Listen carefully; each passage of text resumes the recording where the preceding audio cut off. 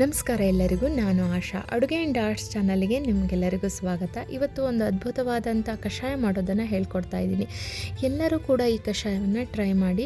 ನಮ್ಮ ಆರೋಗ್ಯದ ಸಮಸ್ಯೆಗಳೇನಿದೆ ಚಿಕ್ಕ ಪುಟ್ಟ ಅದೆಲ್ಲ ಹೊರಟೋಗ್ಬಿಡುತ್ತೆ. ನಿದ್ರಾಹೀನತೆ ಯಾರಿಗಾರಿಗೆ ಇದೆಯೋ ಅವರು ಇದನ್ನು ಬಳಸ್ಬೋದು.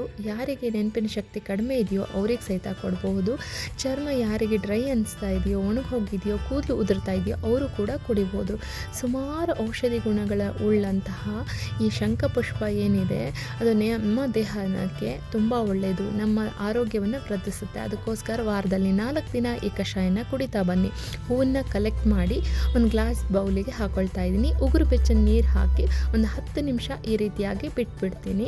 ಅದಾದ ನಂತರ ಇದು ಒಳ್ಳೆ ಕಲರ್ ಬಂದಿರುತ್ತೆ ನೋಡಿ, ತನ್ನ ಔಷಧಿ ಗುಣಗಳನ್ನೆಲ್ಲ ಬಿಟ್ಕೊಂಡಿರುತ್ತೆ. ಅದಾದ ನಂತರ ಇವಾಗ ಕುಡಿಬೇಕಾಗತ್ತೆ. ದಿನ ಬೆಳಗ್ಗೆ ಈ ರೀತಿ ಕಷಾಯ ಕುಡಿತಾ ಬಂದರೆ ನಿಮ್ಮ ಆರೋಗ್ಯ ತುಂಬಾ ಸುಧಾರಿಸುತ್ತೆ. ಯಾಕಂದರೆ ಔಷಧಿಗಳ ಆಗರ ಈ ಒಂದು ಶಂಖಪುಷ್ಪ ಹಂಗಾಕೊಂಡು ನಮ್ಮ ದೇಹವನ್ನು ತಂಪಿಡುತ್ತೆ, ಆರೋಗ್ಯ ಕೂಡ ವೃದ್ಧಿಸುತ್ತೆ. ಇದನ್ನು ಡೈಲಿ ಕುಡಿತಾ ಬನ್ನಿ, ನಿಮ್ಮ ಆರೋಗ್ಯನ ಹೆಚ್ಚಿಸ್ತಾ ಬನ್ನಿ. ನೆಕ್ಸ್ಟ್ ವಿಡಿಯೋದಲ್ಲಿ ಇನ್ನೂ ಆರೋಗ್ಯಕರವಾದಂಥ ಟಿಪ್ಸ್ ಜೊತೆಗೆ ಬರ್ತೀನಿ.